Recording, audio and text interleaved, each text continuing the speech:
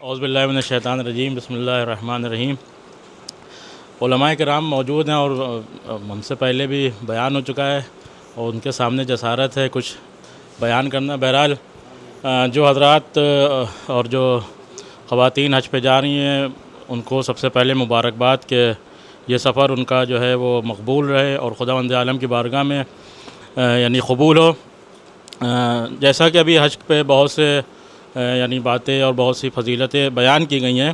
اور ابھی جیسے برادر ابو الفضل صاحب نے کہا کہ ہم دعا کریں کہ ہمیں وہاں یعنی ہماری نفس میں ولایت رہے۔ یہ بھی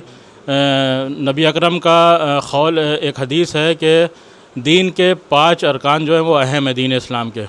اس میں نماز، روزہ، زکوٰۃ، حج، اور اس میں 5ویں چیز ہے ولایت۔ تمام امت مسلمہ جو حج پہ جاتی ہے اس کے قبول ہونے کی کوئی بھی ذمہ داری نہیں لے سکتا ہے، لیکن الحمدللہ جن کے دل میں اہل بیت کی ولایت ہے اللہ ان کے حج کو قبول کرے گا، کیونکہ اہل بیت کی اگر دل میں محبت ہے، ولایت ائمہ ہے، تو یقیناً تمام عبادتیں قبول ہیں۔ اور ساتھ ہی ساتھ یہ بھی ہے کہ جب انسان حج کرتا ہے تو وہ جب واپس حج مکمل ہو جاتا ہے تو اس طرح سے ہوتا ہے کہ جیسے ابھی وہ شکم مادر سے آیا، یعنی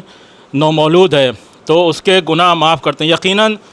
انسان جو حج پہ جاتا ہے اس کے گناہ یقیناً معاف ہوتے ہیں، لیکن اس بات کا بھی ہمیں خیال رکھنا چاہیے کہ وہ گناہ معاف ہوں گے کہ جن کا اختیار اللہ کے ہاتھ میں ہے۔ بہت سے گناہ ہم سے ایسے بھی ہو جاتے ہیں کہ جو اللہ نہیں معاف کرے گا۔ وہ بارگاہ پروردگار میں جب ہم پہنچیں گے اس امید سے کہ ہم تو حج کر کے آئے ہیں اور ہمارے تمام گناہ معاف ہو چکے ہیں، تو پروردگار یہ گا یقیناً ہم نے تمہارے حج کو قبول کیا، تمہاری نمازوں کو، اگر تمہاری عبادتوں میں کوئی کوتاہی ہے تو ہم ان کو تو معاف کر رہے ہیں، لیکن اگر کسی کا حق تم مار کے ہماری بارگاہ میں آئے ہو تو وہ جب تک نہیں معاف کرے گا تو جب تک کہ ہم نہیں معاف کریں گے۔ لہٰذا ہمیں اس بات کا بھی خیال رکھنے کے اپنے اخلاق کو اور اپنی انکساری کو بھی مد نظر رکھنا ہے کہ ہمارے کسی بھی